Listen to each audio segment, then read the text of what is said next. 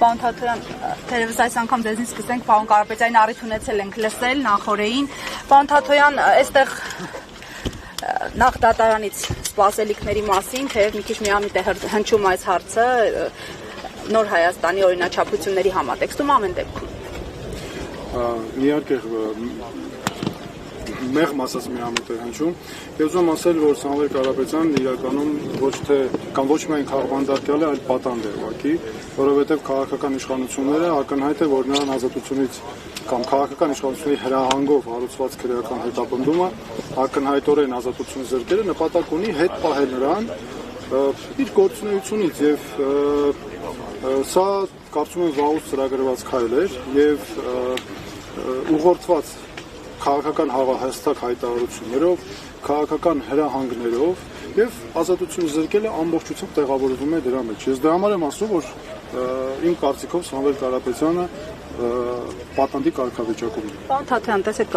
այս ընթացքում մեղադրանքը, այսպես ասած, համալրվեց, այսինքն փոփոխվեց, նոր հանգամանքներ իբրև թե ի հայտ եկան, համենայն դեպս պաշտոնական պարզաբանումն է դա, այս առնչությամբ ձեր դիտարկումները, արդյոք սա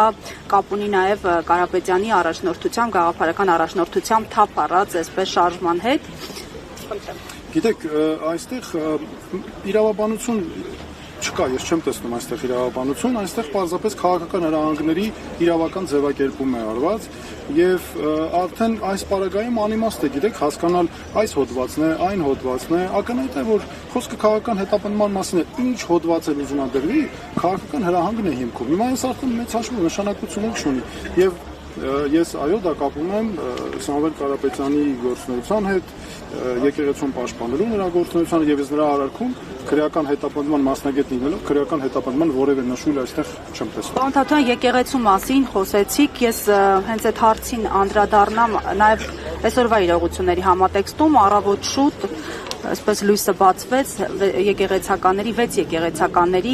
ձերբակալության եւ քննչական կոմիտետ անելու լուրով։ Այս առնչությամբ իհարկե ընթերցել եմ ձեր դիտարկումները, այդուհանդերձ նաեւ լայն հանրության համար խնդրեմ ասեք ինչի համար է այսպես արվում, հասկանալի է նաեւ որ արխիվում ինչպես նշել է Փաշինյանը, այսպես Էջմիածնի ազատագրման գործընթացն է, արդյոք նաև պեհափարի համար են ճանապարհ բացում այս ձևով։ Սա ակնհայտ է այսօր սկսված հետապնդումները, այսինքն այսօր չսկսված, շարունակվող այդ քաղաքական սցենարի մի արար, որ այսօր ուղղակի նախաձեռնվել է քահանաների ձերբակալումով, այնտեղ կա նաև աշխարհականներ եւ իհարկե առաջնորդը, թեմի առաջնորդը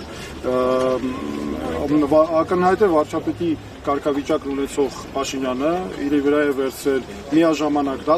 դատախազի, քննիչի, օպերատիվ աշխատակցի լիազորություններ եւ դրա հենց այդ տրամաբանությամբ էլ գործում է քաղաքական հրահանգներով։ Սա գիտեք ակնհայտ է, որ սա ես մի քանի անգամ շեշտել եմ, որ եկեղեցու նկատմամբ նրա գործունեությունը այլևս քրիստոնեության պաշտպանության հարց է եւ ինքը անընդհատ իրեն դիրքավորում է որպես հայոց եկեղեցու հետևորդ, չի կարող մի մարդ հայոց եկեղեցու հետևորդ քրիստոնյա լինել, եկեղեցու հետևորդ քրիստոնյա կոչվել, որ անընդհատ ատելություն է սերմանում, անընդհատ մարդկանց թշնամացնում է իրար, նրան քաղաքական թիմը նույն այդ կերպ է վարվում եւ տեսեք այսօր ինչ է կատարվում, ինչ է նշանակում այս հոդվածի նշանախ այդ հոդվածը ամբողջությամբ քաղաքական իշխանական քարոզչության արդյունք է, որ հստակ ծրագրված քայլերով եկան հասան ստեղ եւ արդյունքում էլ ինչ ենք տեսնում այդ քրեական օրենսգրքի հոդվածները, որոնք օգտագործվում են ռեպրեսիաների համար, դուք տեսեք ինչ քայլերով են անում, եկեղեցիները փակել են, խուզարկում են, այնտեղ մեր սրբավայրերն են, մենք ստի գնում ենք եկեղեցի, ձեռք չենք ուզում տան խորանին, որովհետեւ դրանք սրբավայրեր են մեզ համար։ Կամ մարդկանց տները ինչպես է, ինչ այդ հոդվածի նշանակությունը որտեղ է, որ պետք է մարդկանց տներ գնան խուզարկեն, այսքան մարդ ձերբակալել, կանոնավորել, քրեական դատավարության մեջ սրանք չլսված բաներ են, հասկանում եք, եւ նա սրանով, ես ուզում եմ նաեւ ասել հատուկ իրավապահ մարմիններին, նա սրանով հեղինակազրկում է հանրության աչքի առաջ իրավապահ մարմիններին, հեղինակազրկում է եւ ամբողջությամբ ավերում է մեր արժեքները։ Սա միայն պետք է այս տեսանկյունից դիտել։ Սրան ուրիշ հիմքեր, ուրիշ անուն պետք չէ տալ։ Պարոն Թաթյան, մարդու իրավունքների խախտում է արդյոք այն, որ ձերբակալել են չնայած նրան, որ քննչական կոմիտեն հայտնում է, որ ոչ թե ձերբակալվել են, այլ հրավիրվել են հարցաքննության, մասնավորապես այս պարագայում, երբ որ մարդը հրավիրվում է հարցաքննության եւ նրա վայրը հայտնի չէ, սա արդյոք խախտում չէ ինքնին։ Նախ գիտեք, շատ կարևոր մի բան, մինչև անցնելը նորից էլի հիմնական թեմային, այստեղ մի կարևոր հարց կա։ Ազատությունը զրկելու հստակ մեխանիզմ կա։ Միջազգային չափանիշներով մշակված մեխանիզմ կա, ինչա նշանակում ազատությունը զրկել։ Ինչ ուզում եք անունը դնեք, գրեք հրավեր, ծանոթություն, կանչել, բերել, բռնի տանել, այս ամբողջը, այս ամենը ազատությունը զրկել է։ Եվ այն, որ փաստաբանը այսօր ասում է, ես պարոն Զոհրաբյանի հարցազրույցը լսել եմ, ասում է տեղը չենք որտեղ են այդ մարդիկ, դու պատկերացրու սա ինչ է։ Սրանից ավել ռեպրեսիա, քաղաքական այն էլ հրահանգով իրականացվող եւ շատ կարեւոր է մենք հասկանանք աղբյուրը, արմատը որտեղից է գալիս։ Տեսեք ինչ է տեղի ունենում։ Կառավարության ղեկավարի մակարդակով, այսինքն ամենաբարձր մակարդակով արվում է քաղաքական հայտարարություն, որոնք պարունակում են քաղաքական հրահանգներ իրենց մեջ։ Թաքնված չէ անգամ բացահայտ։ Դրանից հետո հաջորդում են պատգամավորների քաղաքական հայտարարություններ, ուղղորդումներ դրան։ Հետո տեղի ունեն միանգամից իրապահովների գործողություններ, բայց որ առավել հատկանշական է։ Հələ տեսեք, ամեն անգամ այս գործողությունները շատ սիրուն համընկնում են ադրբեջանական իշխանությունների հոգևոր առաջնորդից եկող հայտարարությանը։ Ընդամենը մի քանի օր առաջ ադրբեջանական հոգևոր առաջնորդը էլի նորից գնացել էր միջազգային այս անգամ հանրության մոտ, էլի բողոքում էր հայոց առաքելական եկեղեցու դեմ, հայոց առաքելական եկեղեցին պատերազմի քարոզի չէ, ռևանշիստ է, հələ բայց խաղաղության, բայց ժողովուրդ ջան, դուք նայեք իրենց բառերը, մեկին մեկ համընկնում են, հələ մի հատ վերցեք տեսեք, ինչքան էլ ուզում է հերքեն ասեն, չէ, փաստերը խոսում են բոլորովին այլ բանի մասին եւ այստեղ շատ կարեւոր է մտադրությունների բացահայտումները, դրա համար եմ ասում, որ սա ծրագրված, հստակ, միասնական քաղաքականություն է, ցավոք սրտի դրան մաս են դարձնում իրավապահ համակարգը, ես դրա համար ու դատական համակարգը նրանց բոլորին ասում եմ, որ սա նաև քայլ է հեղինակազրկելու իրավապահ մարմիններին ու դատարանին եւ այո, սրանք հենց այդ հետապնդումներն են։ Պարոն Թաթյան, նոր Արմանյանը փաստաբան ասաց, որ երկու հոգևորականի եւս ձերբակալել են, տնից վերման են ենթարկել, սակայն տեղ չեն հասվել, իսկ թեմի առաջնորդ ուղղակի անհետացել է այս։ Ժորժ ջան, այստեղ ընդհանրապես խոսք չկա ասելու, իրավական գնահատականներ չկա ասելու, ախր սա այնքան ակնհայտ է, այս հոդվածը ծիծաղել է քրեական դատավարության գիտության մեջ իրավական չափանիշներով միջազգային որ մեկը ուզում եք ձեռքները դրեք որ վրան ոչ մի չափանիշով սա չի ենթարկվում մեկնաբանության այս հոդվածներով այսքան մարդ ձերբակալել կալանավորել խուզարկություններ գազտներից տանել ցույց չտալ գաղտնիության պայմաններում դիմակավորված դուք պատկերացնեք սա ինչ է այս հոդվածները ակնհայտ օգտագործում են ռեպրեսիաների համար սրանք պետք է իշխանափոխությունից հետո սրանք պետք է անմիջապես չեղարկվեն այնպես արվեն, որպեսզի այս հոդվածները ինչ էլ որ լինի իրական ծառայի նպատակին սրանք դարձել են իշխանության քաղաքական հենարանը ապահովող հոդվածներ քրեական համակարգով ռեպրեսիաների համար։ Պարոն Թաթյան, տեղյակ եք, որ Դանիել Հովհաննիսյանի հաղորդում ներկայացրել Տեր Արամի Պետրոսին տված հարցազրույցի հիման վրա է։ Տեղյակ եմ, տեսել եմ փաստաբանի հայտարարությունները, դե ինչ ասեմ, հիմա էլի իրավապաշտպան է պետք, որպեսզի իրավապաշտպանից պաշտպանենք մեր քաղաքացիների իրավունքներն։ Հիմա ինչքան էլ ուզում եմ մարդը արդարանա, ասի ես չեմ